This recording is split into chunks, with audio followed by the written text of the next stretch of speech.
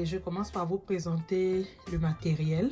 Donc ici, j'ai ce flacon d'eau. C'est pas forcément de l'eau de rose qui est dedans. J'utilise juste le flacon. J'ai mis de l'eau avec quelques huiles essentielles. J'ai ces deux petits crochets. Ici, je les peins relativement courts parce que mes cheveux sont pas longs. J'ai ces pinces ici pour éloigner les cheveux de la zone là où je vais resserrer. J'ai aussi ces petites pinces qui sont extrêmement importantes pour pouvoir vraiment s'assurer de travailler juste avec la micro lorsque tu es en train de resserrer. J'ai une paire de ciseaux pour les cas où il y a des locks qui se sont un peu entremêlés. De temps en temps, pas beaucoup, mais il nous arrive d'avoir besoin de couper une ou deux mèches de cheveux.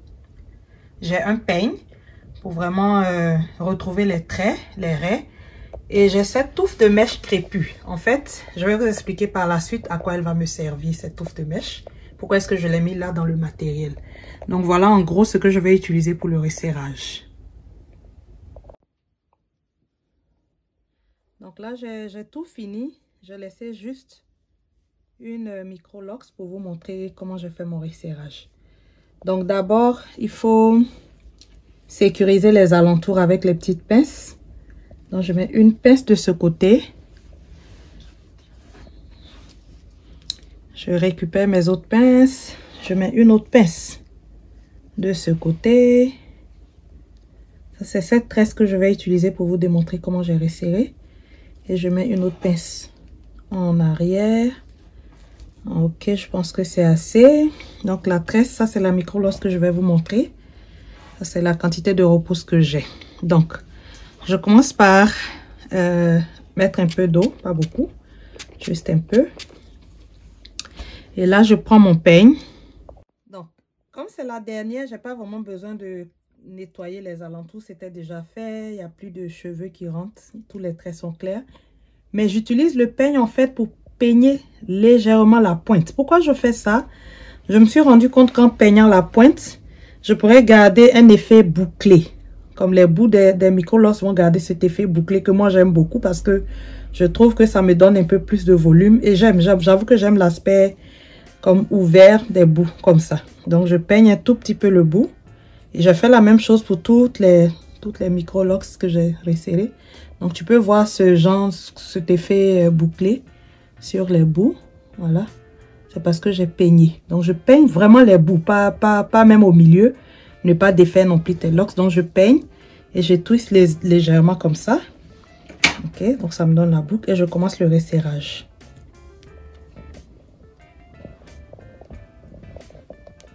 Je fais passer dans le crochet. Que je sécurise un peu en tournant pour que ça ne ressort pas pendant que je resserre. Donc je porte mes micro-lox sur le côté droit. Donc je serre, je fais un point en avant et un point vers le côté droit. Ok, je recommence un point de l'avant vers l'arrière, pardon, et un point de la gauche vers la droite. Donc, comme tu l'as compris, j'utilise la méthode des 2 points de rotation. Un point vers l'arrière, un point vers la droite. Et l'idéal serait que je m'arrête, je fasse le dernier point vers la droite. Mais là, je vois qu'en faisant vers l'arrière, c'est suffisamment serré, mais c'est pas bien grave.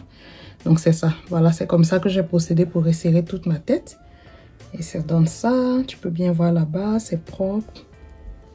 Ok, donc là, maintenant, j'enlève les pinces et je te montre le résultat final. Comme je t'avais montré dans le matériel, cette mèche crépue, pour ceux qui ont vu ma vidéo de départ des micro-lox, j'avais les cheveux coupés tout court derrière. Et là, par la suite, j'ai décidé de les laisser pousser. J'ai fait des élastiques, comme c'était tout court que j'arrivais pas à attraper avec. Donc je te mets cette image là maintenant.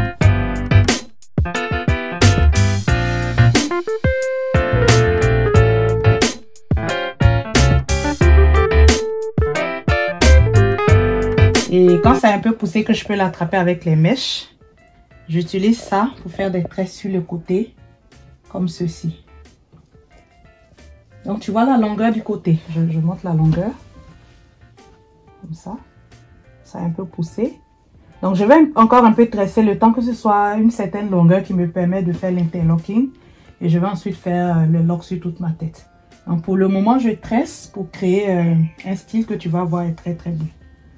Donc, je tresse maintenant. Je fais des twists. Voilà la technique que j'utilise. Divise. Divise aussi le cheveu. Ok. Ok. Et je tresse.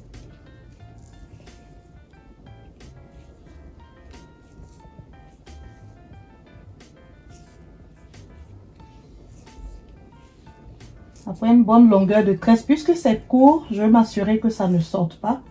Donc je tresse jusqu'à la fin du cheveu et ensuite je commence à torsader. Donc là je torsade jusqu'au bout des mèches. Et toutes les torsades ont été faites de la même façon autour. Tous les cheveux courts autour de la tête ont été tressés de cette façon. Et par la suite, je vais te montrer ce que je fais comme coiffure avec. Et puis, oui, c'est ça.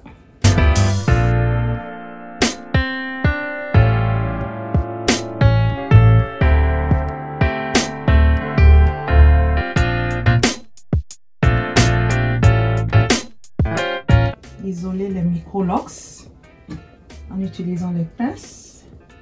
Et puis, je vais te faire une petite idée coiffure. Pour ceux qui ont les cheveux courts autour, qui veulent les laisser pousser, ça c'est une magnifique idée qui te permet de transitionner, de faire une belle coiffure. Donc je fais ça. Je commence à faire une natte.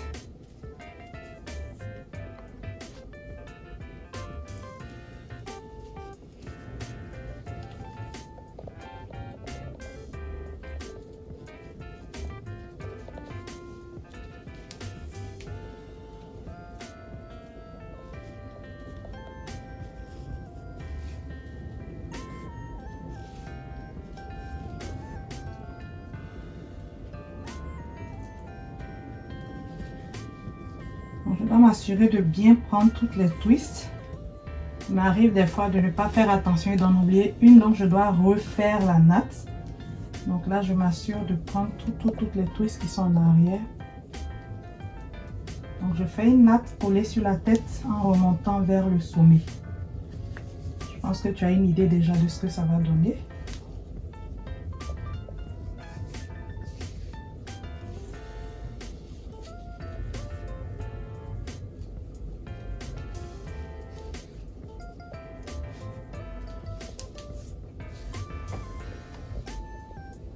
Je peux même prendre quelques micro-locks, c'est pas bien grave, pour finaliser ma natte.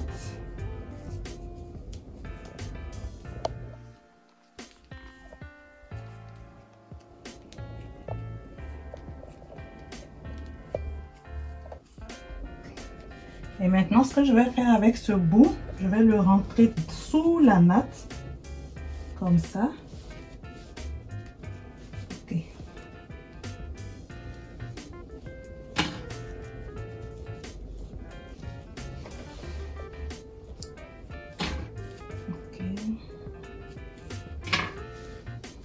Par la suite, je vais un peu camoufler la natte en faisant rentrer mes micro-locks dedans. Après, si moi j'ai quand même assez de longueur, ça me permet de faire différentes choses. Donc voilà, donc je fais des petites finitions et ça donne ça.